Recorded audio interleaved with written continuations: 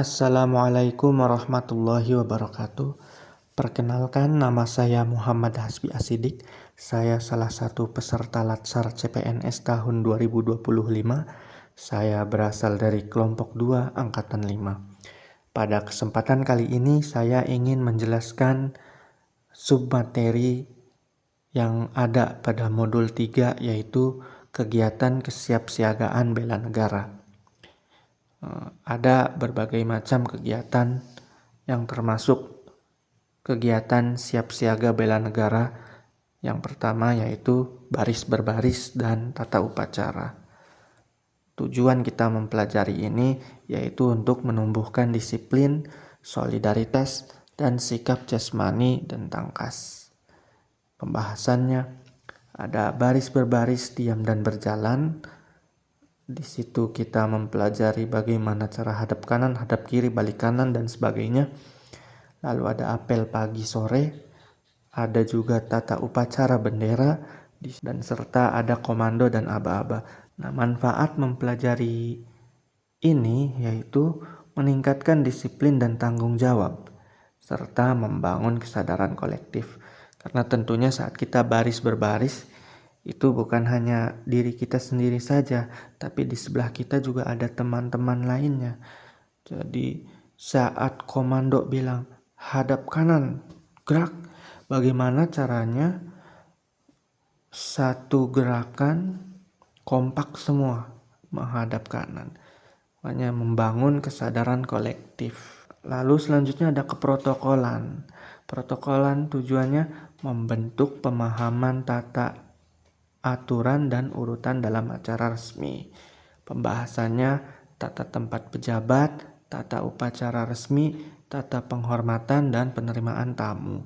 Jadi berkaitan dengan materi sebelumnya, tata upacara itu kan pasti ada rangkaiannya dari awal sampai akhir. Nah, itu yang disebut protokol. Jadi tidak asal masuk, tidak asal nyebut, harus ada rangkaian yang diikuti. Nah, manfaatnya apa? Profesionalisme ASN dalam kegiatan kenegaraan.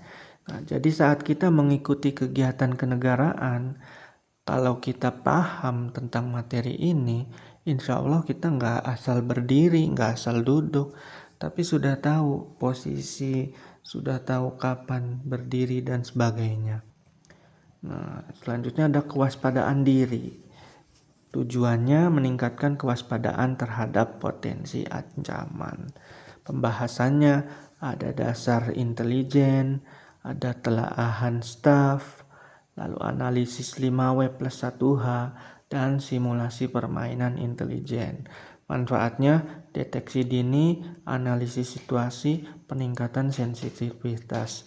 Jadi saat kita mempelajari tentang kewaspadaan diri, belajar bagaimana cara memilah-milih informasi yang masuk ke kita. Apa, kenapa, kapan, di mana, siapa, dan bagaimana. Insya Allah saat ada berita yang simpang siur, kita nggak mudah percaya gitu. Apalagi pada zaman sekarang itu banyak video AI yang sudah menyerupai asli. Jadi kalau kita tahu, kita waspada, bagaimana cara mendeteksi ini video AI apa bukan, asli apa bukan. Nah, itu insya Allah kita aman dari informasi-informasi yang tidak jelas. Nada membangun tim dan team building yang selanjutnya. Tujuannya yaitu melatih kepemimpinan, kerjasama, dan kreativitas. Pembahasannya ada game kelompok seperti blind walk, evakuasi bambu, dan juga ada latihan dinamika kelompok. Manfaatnya penguatan solidaritas dan komunikasi. Tentu saja saat kita berada di tempat kerja, kita itu nggak sendirian, kita bersama rekan kerja lainnya. Tentunya kita harus bisa membangun komunikasi yang baik dan juga membangun solidaritas sehingga nanti di lingkungan kerja tuh nyaman, tidak banyak gesekan-gesekan yang tidak enak gitu. Teamwork jalan, kooperatif dan sebagainya. Materi yang selanjutnya yaitu tata tempat. Tata tempat yaitu aturan mengenai urutan tempat bagi pejabat negara, pejabat pemerintah, dan tokoh masyarakat tertentu dalam acara kenegaraan atau acara resmi. Ya, tadi kita sudah mempelajari tata upacara, lalu protokolan. Di keprotokolan itu berkaitan dengan tata tempat.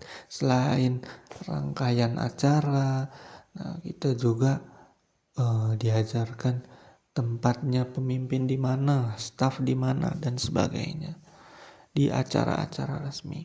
Nah ini yang pertama yaitu ada tata tempat resmi posisi berdiri. Apabila acaranya posisi berdiri, yang pertama bila berjabat tangan, posisi pemimpin itu ada di sebelah paling kanan ya. Apabila tidak berjabat tangan, maka posisi pemimpin ada di tengah. Nah, kenapa kok berjabat tangan di sebelah kanan? Agar kita salamannya ya sama pemimpinnya dulu. Nah, apabila tidak berjabat tangan, pemimpin berada di tengah. Kenapa?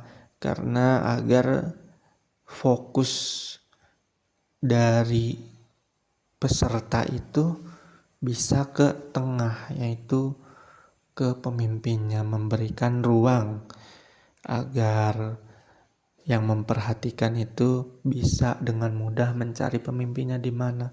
Oh, itu yang di tengah, seperti itu. Memberi spotlight ya.